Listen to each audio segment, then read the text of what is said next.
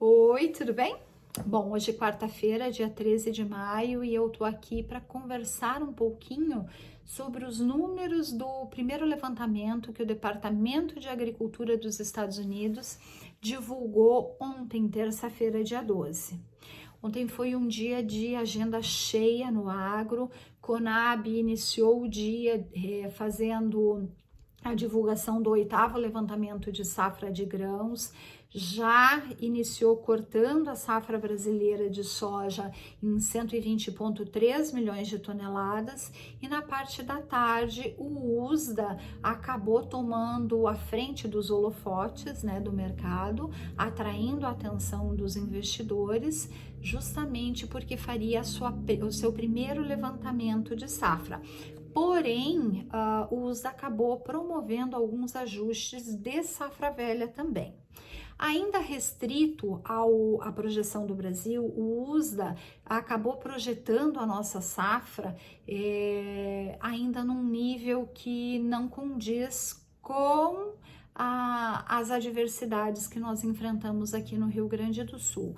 A safra brasileira, segundo os Estados Unidos, é de 124 milhões de toneladas. E aí a gente já consegue identificar que nos próximos meses, num futuro muito próximo, o órgão terá que ajustar sim a safra brasileira. Bom, o que me chamou a atenção foi que o USDA acabou fazendo um levantamento da safra brasileira, próxima safra brasileira, bastante arrojado, um número muito forte, e que sem dúvida nenhuma vai confirmar o Brasil como o grande produtor mundial de soja e o grande exportador. O órgão está projetando que o Brasil, a partir de setembro, deverá iniciar uma safra que vai contabilizar 131 milhões de toneladas. É um número muito impressionante, mas o que me chamou a atenção também foi que o órgão não estima na mesma proporção o aumento da exportação do Brasil. Pelo contrário, ele coloca um aumento de 10 milhões de toneladas na projeção de exportação dos Estados Unidos. Ou seja, o Brasil planta 131 milhões de toneladas, mas exporta na próxima temporada um número muito próximo com que deve exportar essa temporada, segundo o USDA. Mas os Estados Unidos têm uma expectativa de exportar mais 10 milhões de toneladas, enquanto o USDA projeta que a China deve aumentar 4 milhões de toneladas na exportação. Ou seja, seria o mesmo que dizer que os Estados Unidos vão aproveitar os 4 milhões de toneladas que a China deve comprar mais 6 milhões de outros mercados e mercado de China também, do Brasil e da Argentina. Bom, essa é uma observação importante que a gente precisa acompanhar, até porque a demanda chinesa é muito importante nesse momento nosso de mercado. Os preços da soja na bolsa em Chicago estão, sim, muito atrelados à demanda chinesa, ou a falta da demanda substancial chinesa. Nas últimas semanas, a China tem, sim, se mostrado compradora para alguns lotes de origem dos Estados Unidos, safra atual e safra nova. Mas mesmo assim, o USDA acabou adotando uma postura mais realista e cortou as projeções que estavam fazendo para a safra dos Estados Unidos dessa temporada. Esse corte que o USDA fez nesta safra dos Estados Unidos acabam indo diretamente para os estoques, e era isso que o mercado não imaginava que viria nesse volume todo. Então, os estoques muito maiores nesse ajuste dessa temporada 19 e 20 acabaram impactando negativamente nos preços da bolsa em Chicago hoje, quarta-feira.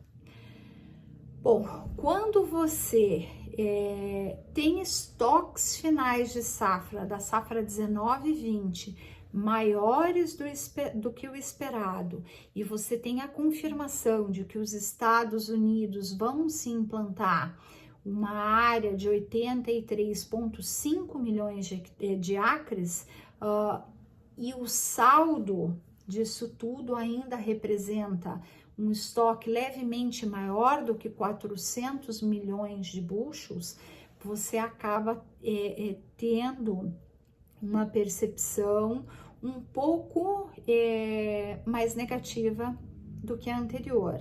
Se o USDA não tivesse feito esse ajuste que ele fez na projeção de exportação dessa temporada, certamente os estoques finais da outra temporada, da temporada futura, ficariam na faixa de 300 milhões de bushels, e não ficou.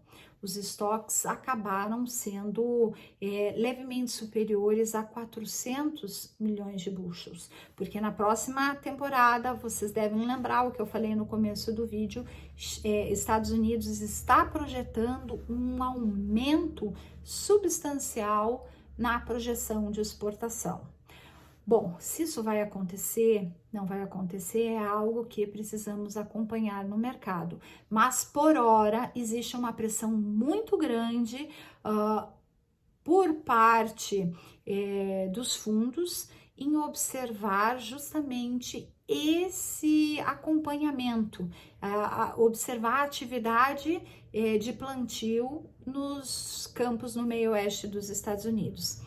Quem é que aqui não lembra do que aconteceu na safra passada? A temporada passada foi terrível para as famílias norte-americanas.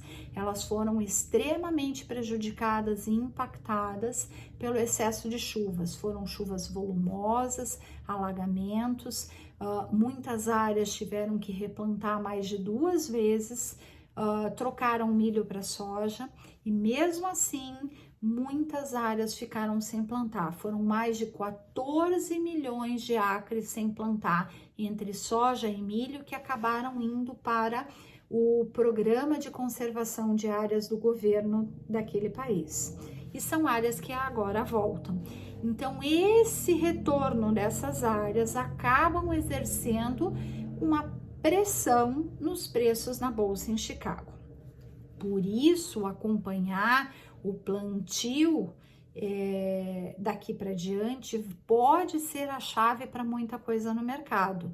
Se você juntar a atividade que acontece no meio oeste norte-americano, as máquinas evoluindo e o viés do que está acontecendo lá, e se você trouxer a isso um outro fundamento que é a demanda chinesa, a gente pode observar a chave para os preços na bolsa em Chicago.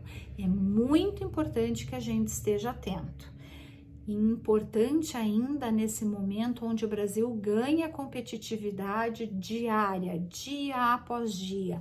Nós estamos vendo a moeda brasileira se depreciando rapidamente, e isso está nos garantindo uma competitividade internacionalmente. Bom, vamos acompanhando. Por agora só nos resta processar esses números maiores do estoque que o USDA está projetando dessa temporada e analisar se China realmente vai comprar a conta-gotas dos Estados Unidos. O fato é que China não deixou o mercado brasileiro, está acompanhando o mercado brasileiro todos os dias e inclusive na safra futura. Bom, é isso, a gente vai acompanhando aqui e também eu tenho colocado matérias lá no blog, no Missão Mulheres do Agro, a respeito do mercado da soja. Obrigada, uma boa noite para todos.